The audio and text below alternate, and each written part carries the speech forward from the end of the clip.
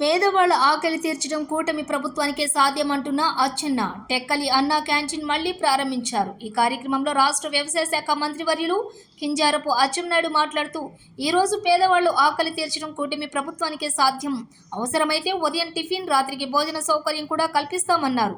అధికారుల బదిలీలపై ఎవరికైనా లంచం ఇచ్చినట్లు తెలిస్తే జెన్యూన్ గా ఉన్నా సరే ట్రాన్స్ఫర్ ఇబ్బంది పడతారని హెచ్చరించారు. తెలంగాణ, కర్ణాటకలో ఉచిత బస్సు ప్రయాణం అమలు జరుగుతుంది. దీనిలో చిన్న లోపాలు బయటపడుతున్నాయి. దీనికన్నా మెరుగ్గా ఏ రకంగా చేయగలమని ఒక అధికార బృందాన్ని స్టడీ చేయమని అప్పగించాం.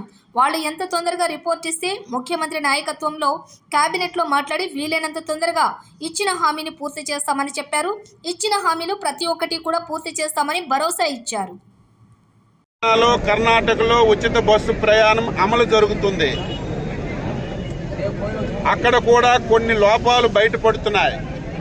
ఏదో ఆదరాబాదరగా చేయడం కంటే తెలంగాణలో ఏ రకంగా జరుగుతుంది, బెంగళూరులో ఏ రకంగా జరుగుతుంది, దీనికంటే మిన్నగా మనం ఏ రకంగా చేయగలం అనేది ఒక స్టడీ చేయమని ఒక అధికార బృందానికి నిర్ణయించాం.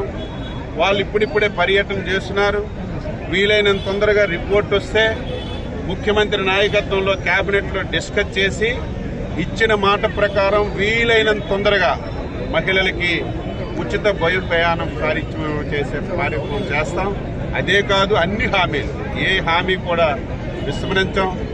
ఏదైతే రైతులకి 20,000 పెట్టుబడి సాయం ఇస్తామన్నాము, అది కానీ ఈరోజు ఏవైతే హామీలు ఇచ్చామో అన్ని హామీలు.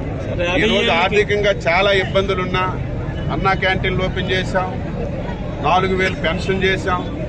ఎక్కడ కూడా ఉద్యోగస్తులకు అసలు జీతాలు గగనంగా ఉండేది. 1వ తారీఖే జీతాలు ఇస్తున్నాం. రిటైర్ అయినటువంటి ఉద్యోగస్తులకు 1వ తారీఖునే పెన్షన్లు ఇస్తున్నాం. మొత్తం సిస్టాన్ని లైన్లో పెట్టడానికి కొంత సమయం పడుతుంది. తప్పనిసరిగా చేస్తాం.